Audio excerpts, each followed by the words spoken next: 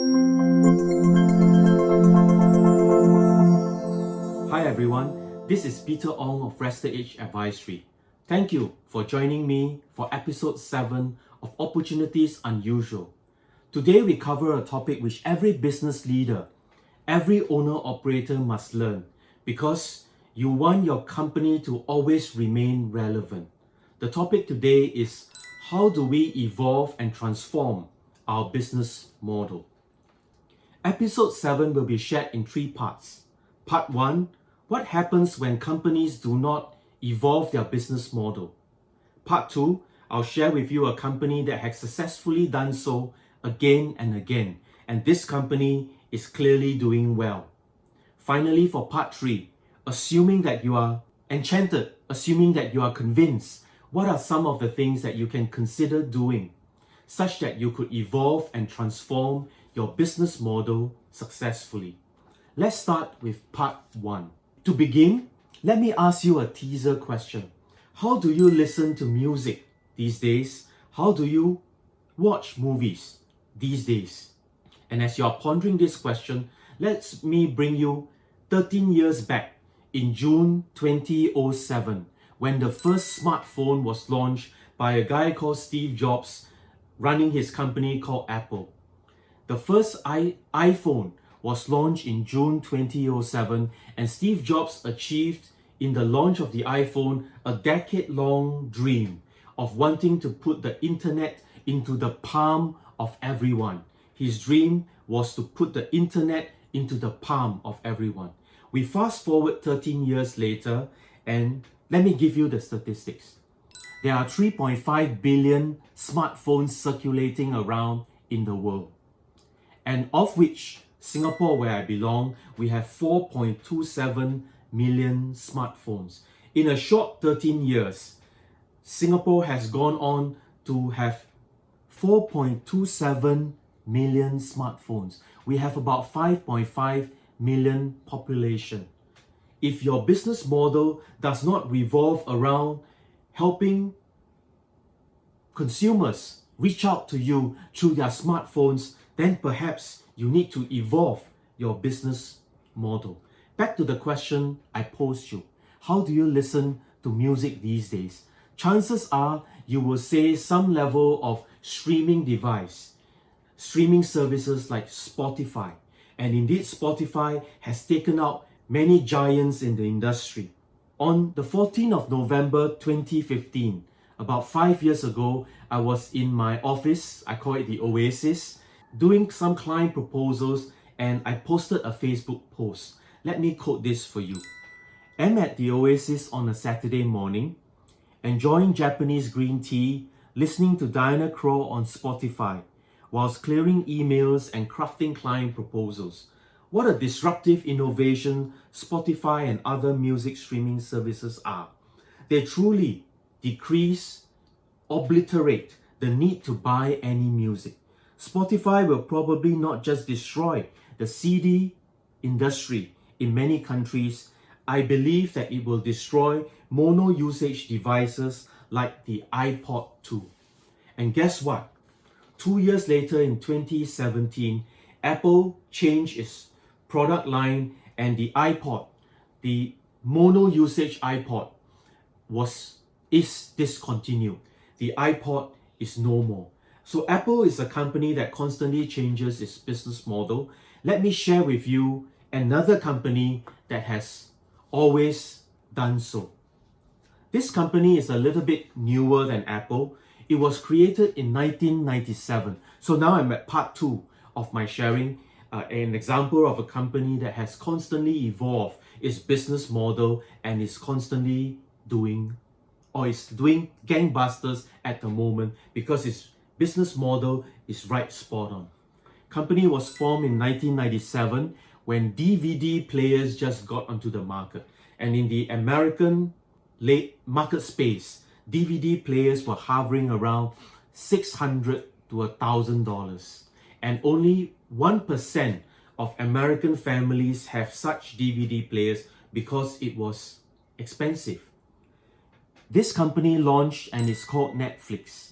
And for the price of $4 $4 plus $2 shipping, it will send you a DVD which you can watch on your expensive DVD player at home. And whilst the odds may appear against them, the headwinds against them, it was held that in 2000, the price of DVD players have dropped to about $100 when they are discounted, and a lot more American families could have them. So in a way, Netflix was not wrong. They were a little bit ahead of their time, and sometimes when you evolve or you consider a business model being ahead of the curve, seeing beyond corners twice is a good thing. In 2007, this company called Netflix disrupted itself when it was now the number one in the DVD rental space, having just shipped its 1 billionth DVD. It disrupted itself by going video on demand. Video on demand at that time was also very avant-garde for its time. And companies just like Netflix, just like Apple, when you're at the top of the field, you have to keep on disrupting yourself such that your best years remain strongly ahead and your competitors get left far and far behind. In 2011, when Netflix began to find that it's really hard to offer video on demand or streaming services because companies have wised up and they are not allowing Netflix to get their movies at a decent rate, Netflix again evolved its business model by bidding against HBO for the season premiere and the first 2 seasons of this show called House of Cards. It was to be directed by a famous director called David Fincher, and it was to star Kevin Spacey. 100 million bid allowed Netflix to outbid HBO, and they got the rights to 26 episodes. It's pretty expensive to pay for original content, 26 episodes. When House of Cards was released in 2013, Netflix again did something interesting with its business model. It recorded all 13 episodes of season 1 and it released them all at one go, creating a lot of binge watching. People were subscribing to Netflix, people were binge watching, and it created a transformation of consumer behavior in their devouring of seasons and movies and things like that. We begin to want it really on demand. Now we fast forward to 2020.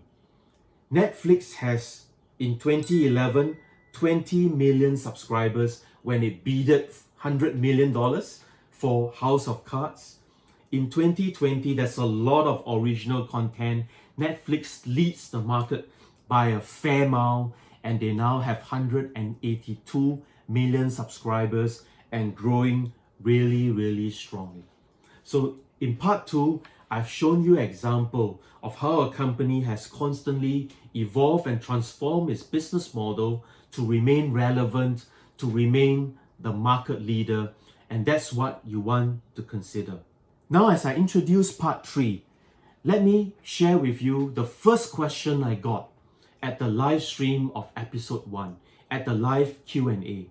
The first question, bidded to the top by everyone in the audience who wanted the answer, was, what are the common indicators that will let my company know that we will need to transform our business model and to embark on change management? I remember sharing at the live Q&A a simple answer. You as the owner, you really know. If you really need to pray, pray every day, and I mean this half in jest, but in all seriousness too. If you need to pray every day that your product, your service remain relevant, your ability to outreach to your clients, whether to sell, to market, or to service, remains relevant, and the ability of your clientele remaining with you is not growing and is kind of weakening. If you have to kind of think about praying every day, every quarter, every year, just to be at status quo the next year, then your business model for sure have to change. If not, you would have very, very bad times ahead. Assuming that you want to change your business model, you want to evolve and transform your business model, what are some of the things you must consider? This would be the most complicated part of today's sharing. Imagine with me three axes, okay, three axes, and on one of the axes, let's have products and services. On another axis, let's have customer segments. And on another axis, let's have access channels. These three axes are important for you to think about.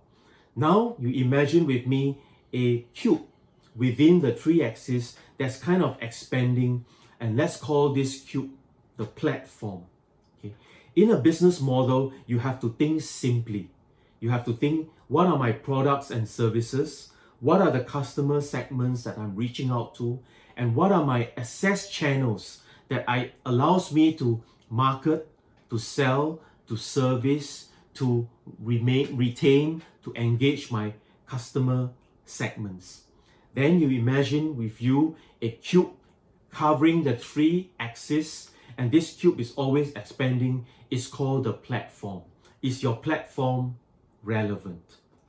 And now, through a series of questions, these questions were made famous by Michael E. Porter of the Harvard Business School, and the questions are so good that I'm going to quote these 7 questions as you figure out your business model.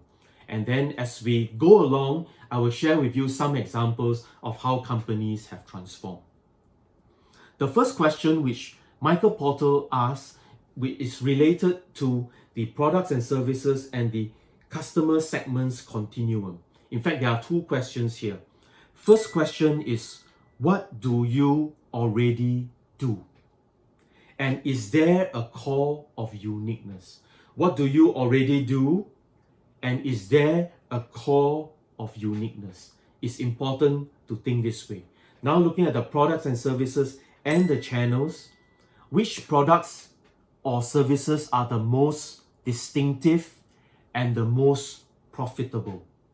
Which products and services are the most distinctive and the most profitable? Finally, looking at the access channels and the customer segments, which customer channels or purchase occasions are the most profitable? Which activities in your value chain are the most different and effective? Which of your customers are the most satisfied? When you're able to answer really accurately to these 7 questions, you will know which parts of your business model does not work. Which parts of your business model needs evolution? Which part of your business model needs transformation? Let's take the products and services and the customer segments. Traditional Chinese medicine shops, let's call them TCM shops. To reach out to the younger, more anglicized, more westernized consumers, they have to modernize their shops, correct? They have to modernize how their products and services are packaged, and to cater to people with no time to brew stuff or to go to the TCM shop often again and again. They now have packs that can be sent to you and you can buy them online. So the modernizing of the TCM shops to remain relevant is an example that the products and services remain really useful. We need to consider a younger customer segment, a more westernized customer segment, and a more time-starved customer segment. I shared with you in the beginning, how do you listen to music? The disruption to the industry and the taking out of many businesses, whether they are small businesses or large businesses, renting DVDs, all these things, selling CDs, is the disruption along the line of products and services and the access channels. Okay.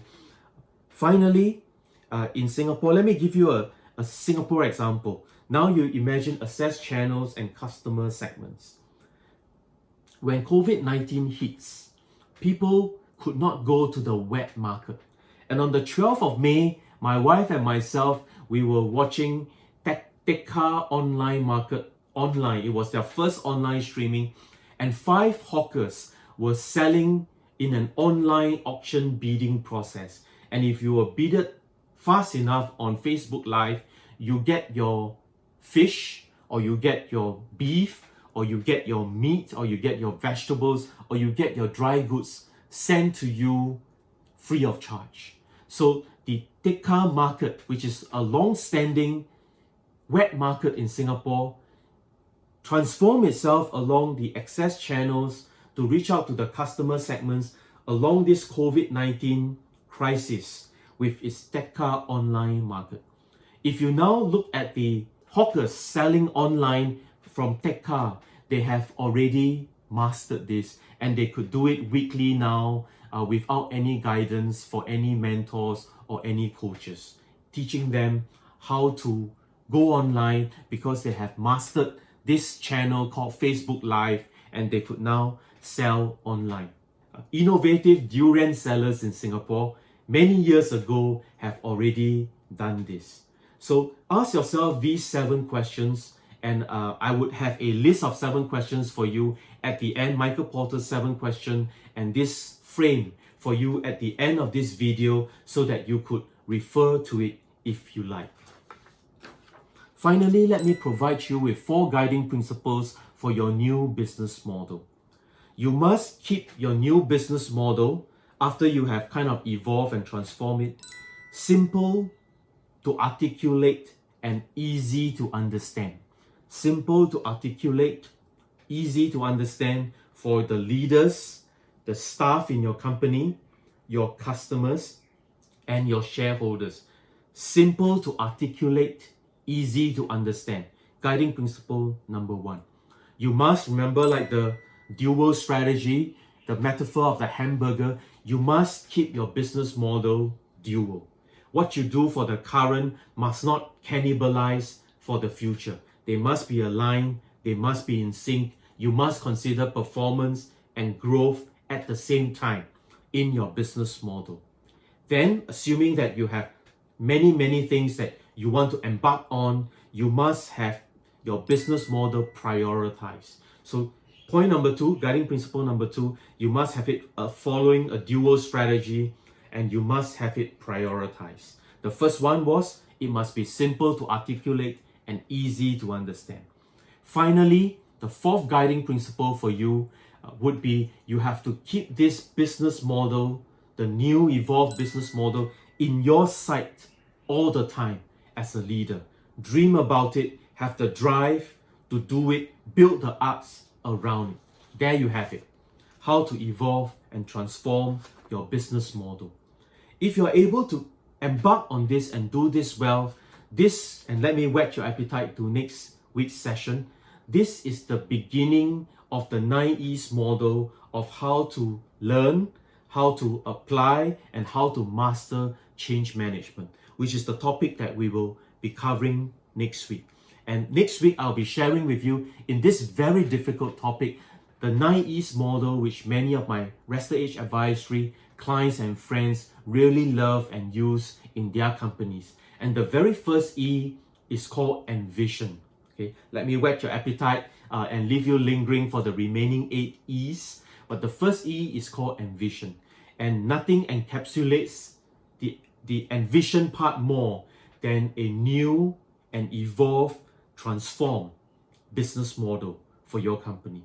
I hope you find today's topic useful for you.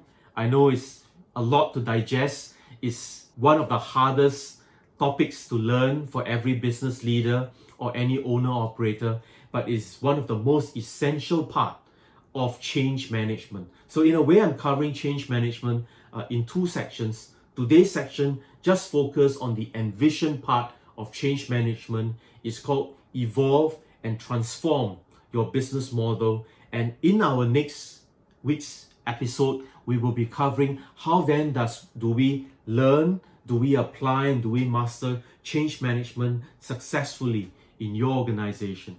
Do join me again. If you like today's video, do like and share it so that more people could benefit. Thank you. See you next week. Bye bye. See you.